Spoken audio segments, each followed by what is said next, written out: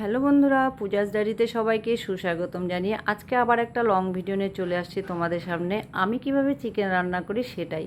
তো দেখো এখানে চিকেনটা আমি কিভাবে রান্না করব দেখতে থাকো। তো এখানে দেখো চিকেন আনা হয়েছে, এখানে 250 থেকে একটু উপরে চিকেন আছে, অল্পই চিকেন। তো এখানে বড় বড় টুকরা করতে হবে চিকেনটাকে, নাহলে একদম গলে যাবে। তো দেখো আমি কিন্তু তোমাদেরকে দেখাইনি, আমি চিকেনটাকে গরম জল দিয়ে ধুয়ে নিয়েছি। তোমরা যারা যারা ধো তো ভালো কথা, যারা ধো না তারা কিন্তু ধোবে, তাহলে চিকেনের জ্যামটা চলে যায়।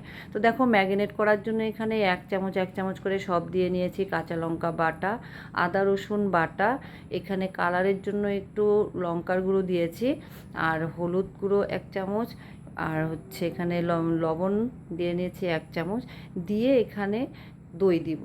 দই দিয়ে কিন্তু আমি আজকে চিকেনটা রান্না করব। তোমরা যারা যারা দই দাও না তারা তারা দই দিয়ে খেয়ে দেখো, এই রান্নাটা তোমাদের ভীষণ ভালো লাগবে। আমার তো ভীষণ ভালো লাগে, আমি যখনই চিকেন রান্না করি দই দিয়ে রান্না করি। তো দেখো এখানে সরষের তেল দিয়ে ভালো মতো এটাকে মেখে ম্যাগনেট করে মিনিট 20-25 মতো রাখতে হবে বন্ধুরা। এটাকে মিনিট 20-25 মতো রেখে দাও, ঢেকে ঢেকে রেখে দিলাম। এটাকে রেখে দিয়ে এখানে আলু কেটে নিয়েছি, আলুগুলোকে ভাজবো। আমার মাংসতে আলু না হলে যেন মনে হয় মাংসই হয় না, সত্যি কথা। তো তোমরা যারা যারা মাংস মানে আলু দিবে না তারা তারা দিও না, কোনো অসুবিধা নেই, স্কিপ করতে পারো।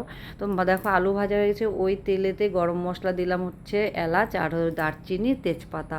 তো আমি এখানে পেঁয়াজ বাটা দিব না, এখানে কুচি কুচি করে মানে পেঁয়াজ কেটে নিয়েছি। তো এগুলো ভাজা হয়ে গেছে, ধিমা আছে কিন্তু আমি রান্নাটা করবো, আর জল ছাড়াই রান্নাটা করব। লাস্টে একটু দেবো, দেখতে থাকো তোমরা।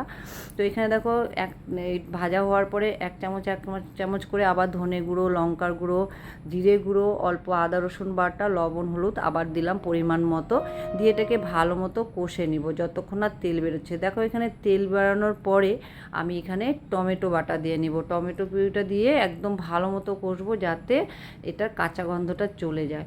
তো যারা যারা ভিডিওটা দেখছো তারা তারা সাবস্ক্রাইব করে দিও, স্কিপ না করে দেখে সাবস্ক্রাইব করে দিও, পাশে থাকা বেল আইকনটি টিপে আমার সাথে যুক্ত হয়ে যেও বন্ধুরা।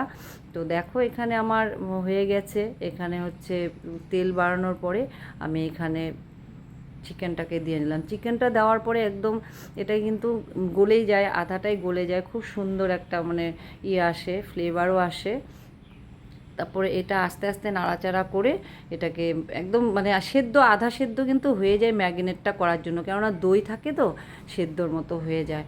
তো দেখো এখানে আলুটাকেও দিয়ে নিই, আমি আলু ভীষণ ভালোবাসি, আমাদের বাড়ির লোক ভালোবাসে বলে আমি আলুটা দিই। তোমরা আবারও বলছি স্কিপ করতে পারো। তো এখানে দেখো আলুটা দিয়ে হালকা জল দিয়ে নিয়েছিল, জল দিয়ে দেখো আমার হয়ে গেল চিকেন রেডি। তো আমার চিকেন রান্না কার কার পছন্দ হয়েছে অবশ্যই কমেন্ট বক্সে জানিয়ে দিও। যারা যারা সাবস্ক্রাইব করে নি এগেন বলছি সাবস্ক্রাইব করে দিও, পাশে থাকা বেল আইকনটা টিপে, আর রান্নাটা কেমন হয়েছে জানিও। তো সবাই এইভাবে রান্না করে একবার খেয়ে দেখো। টাটা।